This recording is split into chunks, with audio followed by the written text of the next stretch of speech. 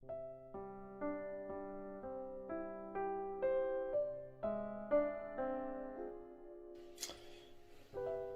여러분 안녕하세요. 2024년에도 하나님의 은혜와 평강이 성도 여러분의 삶 가운데 풍성하게 임하시기를 주님의 이름으로 축복합니다. 이번 주 묵상의 말씀은요, 창세기 18장 말씀입니다. 이 본문은 아브라함에게 하나님이 75세에 큰 민족을 이룰 것을 약속하신 이후에 이제 거의 24년 정도가 지난 시간입니다. 그때까지 큰 민족을 이룰 아브라함의 자녀가 태어나지 못했는데요. 다시 한번 99세에 하나님은 아브라함에게 큰 민족을 이루게 될 것을 약속하시고 또 확인하시는 그런 이야기입니다. 먼저 이 본문 말씀을 묵상해 볼 때 오전쯤에 정오쯤에 아브라함이 세 사람이 자기에게 오는 것을 보았다라고 이야기를 하는데요. 저는 그 아브라함이 나그네를 대접한 것이다라고 그렇게 생각이 되어집니다. 아브라함은 하나님의 사람으로서 하나님이 기뻐하시는 삶, 나그네를 대접하는 것에 정말 열심을 다했고 최선을 다한 것을 오늘 본문을 통해서 우리가 알 수 있습니다. 우리 주변의 나그네와 같은 사람들을 우리가 사랑하고 섬기는 것은 하나님이 참으로 기뻐하시는 일이고요. 그 하나님이 기뻐하시는 일에 또 참여하고 또 자기의 삶을 나누는 사람에 대해서 하나님은 복 주시고 은혜 주시는 줄 개인적으로 그렇게 믿습니다. 선교지에서도 나그네와 같은 사람을 많이 만나게 되는데요. 정말 저는 그때마다 이 본문 말씀을 생각해 봅니다. 그 사람들을 환영하고 또 먹을 것을 주고 그 사람들에게 안식과 쉼을 주는 것은 하나님이 기뻐하시는 일이라는 것. 우리가 새해에도 우리가 만날 새로 많은 나그네들을 생각하며 그 나그네들에게 따뜻한 밥과 안식을 함께 제공할 수 있다면 오늘날에는 실제적으로 나그네들이 많지 않지만은요, 아브라함의 시대에는 정말 많은 나그네들이 여러 가지 이유 때문에 새로운 곳으로 가야 하는 그런 시기였거든요.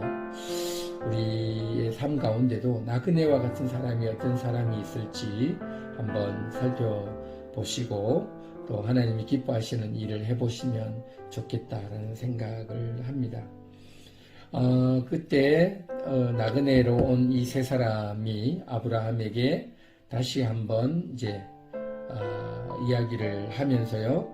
그때 아브라함이 이분들이 하나님의 사자들 혹은 하나님이신 것을 생각하게 됩니다.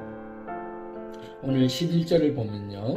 아브라함과 사라가 나이가 많아 늙었고 사라의 경수는 끊어졌느니라 이렇게 표현하고 있는데요. 이분들이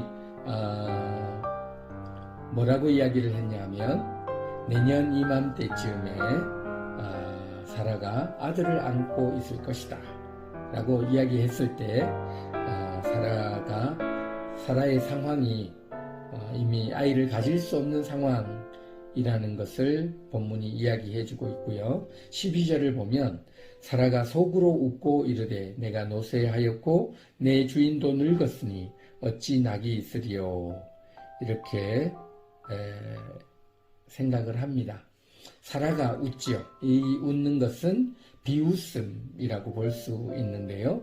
하나님께서 왜 사라가 웃느냐라고 이야기를 하고 그 사라의 웃음에는 불신앙이 있다라고 지적을 하고 있습니다. 그런데 14절에 여호와께 능치 못한 일이 있겠느냐, 기한이 이를 때에 내가 내게로 돌아오리니 사라에게 아들이 있으리라. 이렇게 하나님께서 말씀하십니다. 사라는요, 당황하면서 내가 웃지 않았습니다 라고 이야기를 했고, 하나님은 사라에게 네가 웃었다 라고 다시 한번 확인시켜 주시고요. 이 본문 말씀 그 밑부분을 보면은요,